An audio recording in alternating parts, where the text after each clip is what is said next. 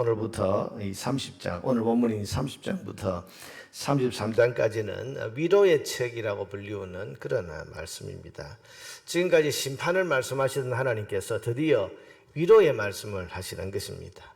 거짓 선지자들이 사람들의 마음을 혹하게 하던 가짜 위로가 아니고 하나님이 해주시는 진짜 위로를 이제 하시는 겁니다. 여러분, 위로는 사람이 하는 것이 아니라 하나님이 하시는 것이 진정한 위로입니다. 그 위로가 이제 시작이 되는 겁니다. 그런데 1절에서 하나님께서는 지금부터 하시는 이 말씀을 책에 기록하라, 그렇게 말씀하시죠. 2절에 보니까 이스라엘의 하나님 여호와께서 이와 같이 말씀하여 이르시기를 내가 네게 일러준 모든 말을 책에 기록하라. 여러분, 책에 기록하라. 책에 기록하라는 이유가 뭐겠습니까? 그냥 한번 듣고 끝나버리면 되는 것이 아닙니까? 그런데 하나님 말씀을 책에다 기록하라는 것은, 여러분, 책에 기록한다는 것은 뭐죠? 기록으로 남기면 두고 읽어야 되는 거죠. 지금 책에 기록하라고 하는 이 말씀은, 첫째는 이 위로의 말씀은 지금 당장 이루어지는 것이 아니라 70년 뒤에 이루어질 것이기 때문에 그때가 올 때까지 하나님 주시는 위로의 말씀을 사람들이 그때가 올 때까지 부지런히 읽고 또 읽으면서 기억하고 있어야 된다, 그런 뜻입니다. 여러분, 하나님께서 지금 하시는 위로의 말씀은 회복의 말씀인데, 회복은 장차 70년 지나서 바벨론 포로가 끝나고 하나님 이제 70년 뒤에 다시 돌아오게 할 때, 그때를 지금 하나님이 약속하시는 것인데, 그때까지 이스라엘 백성이 뭘 하고 있으라는 겁니까? 지금 주시는 이 하나님의 약속의 말씀을 책에 기록해 가지고 읽고 또 읽으면서 그 70년 포로 생활을 지내야 된다, 그런 이야기죠. 또 한 가지 책에 기록하라는 것은, 책에 기록했다가 나중에 이 약속의 말씀이 성취되는 것을 확인해 보라. 여러분, 기록하라는 것은 뭐겠습니까? 나중에 확인해 보라는 거죠. 하나님 말씀이 얼마나 정확한지, 하나님이 얼마나 정확하게 약속을 지키셨는지 그것을 확인해 보라고 하는 그런 뜻이 여기에 들어 있습니다. 그만큼 지금 하시는 하나님의 이 위로의 말씀은 분명한 말씀이고 백성들이 두고 기억하면서 붙잡아야 될 그런 말씀이다, 그런 뜻입니다.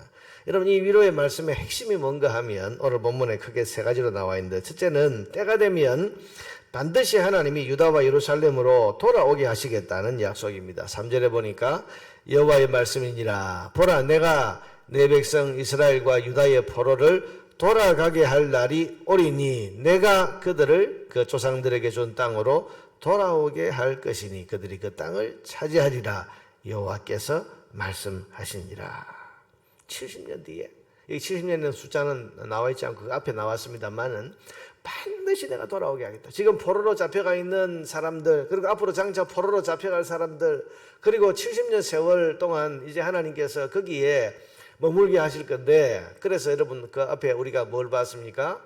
포로로 가 있는 사람들은 지금 당장 돌아올 그런 생각을 하지 말고 그 바빌론 땅에서 집 짓고 밭 깔고 농사 지으면서 거기에 정착할 생각을 해라. 왜? 70년 세월이 지나야 되기 때문에. 그런데 하나님 약속하시기를 70년 지나면 반드시 돌아오게 하겠다. 이거 책에 기록해라. 책에 기록하라는 것은 금방 말씀드린 것처럼 70년 포로 생활 동안 사람들이 힘들고 어려울 때마다 이 약속의 말씀을 보면서, 그래, 하나님이 70년 뒤에는 돌아오게 하신다고 하셨다. 그러니 우리가 돌아간다. 그 노래를 70년 동안 부르도록, 그래서 소망 가지도록 지금 하나님 그렇게 하시는 거죠. 또 책에 기록해서 진짜 70년 뒤에 그 일이 이루어졌을 때에는 이게 우연이 아니고 하나님이 약속하신 그게 그대로 이루어졌구나 하는 것을 확인하도록 하기 위한 거죠. 두 번째로 하나님이 하시는 말씀은 4절부터 10절에 보면, 지금은 유다가 죄로 인해서 심판을 당하지만은 반드시 하나님 구원하시겠고 다시는 이방인을 섬기지 않고 하나님을 섬기고 다윗같이 의로운 왕, 하나님이 그들 위해 세우실 또 다른 다윗을 섬기게 될 것이다, 그렇게 약속을 하십니다. 여러분, 지금 예레미야 서 있는 시점은 어느 시점인가 하면 1차 바벨론 공격이 들어와서 이제 포로로 사람들이 상당수가 잡혀가고 난 다음에 아직까지 나라가 그대로 서 있습니다. 예루살렘이 아직 망하지 않았고 성전이 아직 파괴되지 않았습니다. 그런데 지금 예레미야 서 있는 이 시점에서 보면 곧 무슨 일이 날 겁니까? 2차, 3차 바벨론 침공이 와서 결국은 나라가 망하고 예루살렘 성전이 불타고 그리고 왕을 비롯한 많은 사람들이 죽고 또 포로로 잡혀갈 앞으로 큰 환란을 지금 눈앞에 보고 있는데 오늘 4절에서 10절까지 내용을 보면 지금 너희가 환란을 당한다. 그래서 남자들이 해산하는 여자가 우는 것처럼 그렇게 울부짖을 거다. 그렇게 말씀을 하십니다. 그러나 하나님이 말씀하시기를 내가 그 환란에서 너희를 구하여 내겠다. 7절에 슬프다 그날이여 그와 같이 엄청난 날이 없으리라. 지금 곧 이제 닥치게 될 이 유다와 예루살렘의 멸망을 말하는 거죠. 그날은 야곱의 환란의 때가 됨이로다. 그러나 그가 환란에서 구하여 냄을 얻으리라. 다 죽지는 않는다. 다 망하지는 않는다.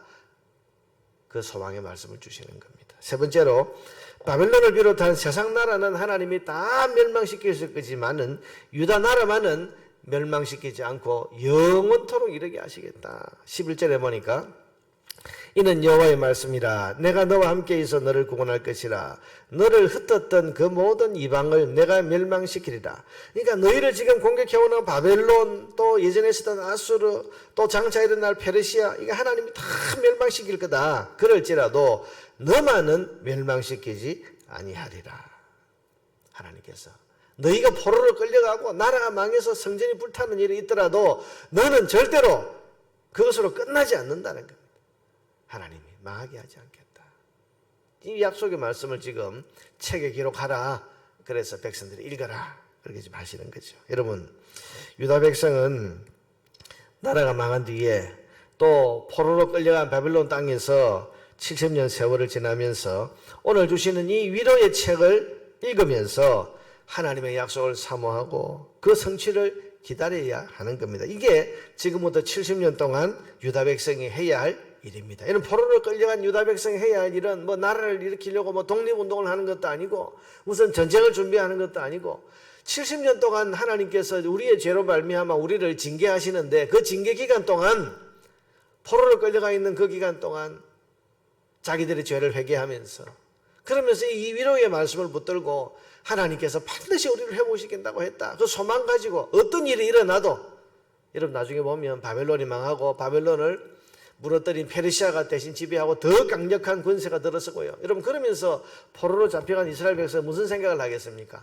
야, 바벨론만 해도 정말 우리가 벗어나기 힘들었는데 더 강한 페르시아가 들어서서 지금 우리를 지배하고 있으니까 우리는 끝났다. 그런 생각을 하지 않겠습니까? 상황을 보고 환경을 보면. 그런데 하나님께서는 이 위로의 책을 기록해라. 그러면서 포로로 끌려간 그들이 이 약속의 말씀을 계속 읽으면서 어떤 일이 일어나도 어떤 시련과 어떤 환란이 일어난다고 해도 하나님은 반드시 우리를 돌아가게 하신다고 하셨으니 우리는 돌아간다 70년 뒤에 반드시 돌아간다 이 소망을 품고 하나님 약속의 말씀을 부지런히 읽으면서 이 소망의 말씀을 읽으면서 소망을 품고 희망을 품고 사는 게 이게 70년 동안 이스라엘 백성이 포로로 끌려간 바빌론에서 해야 할 일이라는 것입니다. 그러면서 70년 세월 동안 자기들의 죄를 깨닫고 이제 돌아가면 하나님만 내가 잘 섬겨야지 이 마음에 의지와 결단을 가지도록 하는 것이 이 70년 포로 생활의 진정한 의미인 것입니다. 자, 여러분 이와 같이 우리도 이 땅을 사는 동안 소망과 마음을 둘 곳은 오직 하나님의 약속의 말씀에 있습니다.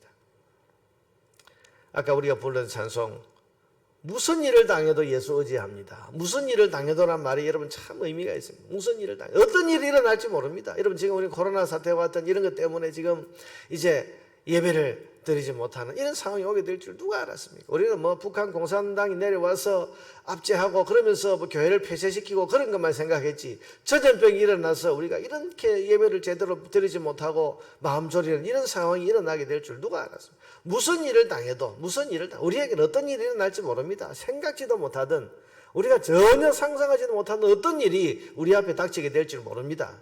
그러나 그런 일이 일어날 때마다 마음이 흔들리고 불안해하고 두려워하고 어쩔 줄 모르는 것이 아니고 우리는 소망을 둘 곳이 하나님의 약속의 말씀, 이 말씀에 우리는 소망을 둬야 되는 겁니다. 여러분 하나님 말씀은 우리에게 뭘 약속합니까? 세상은 갈수록 믿음 지키기 어려워진다. 갈수록 성도로서 살아가기가 점점 더 어려워지는 그런 시대. 제가 뭐라고 그랬습니까? 우리는 비관적 낙관주의자라 그랬죠. 앞으로 세상은요, 절대로 여러분 신앙을 도와주는 세대가 안 옵니다. 그런 시대가 안 옵니다. 신앙 지키기 어렵습니다. 믿음 생활하기 정말 어려운 어떤 일이 일어날지 모릅니다. 그런데 우리는 비관주의자이면서 동시에 낙관주의자라 그랬죠. 왜요? 하나님께서 약속하시기를 반드시 하나님이 세상의 죄와 악과 하나님을 대항하는 모든 것들을 심판하시고 자기 백성을 구원하시고 우리에게 새하늘과 새 땅을 열어주신다고 하는 그 약속의 말씀이 있으니까 성도는 이 땅을 살면서 무슨 일을 당한다고 해도 하나님의 약속의 말씀을 읽고 또 읽으면서 마음에 이 소망을 품어야 하는 겁니다. 이게 지금 우리가 해야 할 일입니다. 사랑하는 여러분, 하나님께서는 오늘 예레미야에게 포로로 끌려가는 이스라엘 백성, 나라가 곧 망하게 될 이스라엘 백성들에게 이 위로의 말씀을 책으로 기록해서 앞으로 두고두고 읽게 하라. 그래서 어떤 일을 당해도 이 하나님의 약속의 말씀 붙들고 이거 믿으면서 이거 읽고 묵상하면서 용기와 소망을 가지고 살아라. 그렇게 말씀하시는데 오늘 우리도 마찬가지입니다. 어떤 일을 당해도 무슨 일을 당해도 우리는 세상에 일어난 일들에 마음이 흔들리지 말고 하나님의 약속의 말씀 이것을 읽고 또 묵상하면서 우리에게 주시는 소망과 위로의 말씀 우리가 늘 붙들고 하나님께서 결국 승리하게 하시고 하나님께서 결국 믿음을 이기게 하신다. 믿음을 잘 지킨 자가 결국은 승리한다고 하는 이 약속의 말씀을 우리가 붙들고 소망과 위로 가운데서 하나님 백성답게 그렇게 살아야 됩니다. 이렇게 살아가는 성도들은 반드시 하나님이 이 성경에 약속하신 모든 것을 이루는 그날의 영광과 은혜를 반드시 눈으로 보게 될 줄로 믿습니다.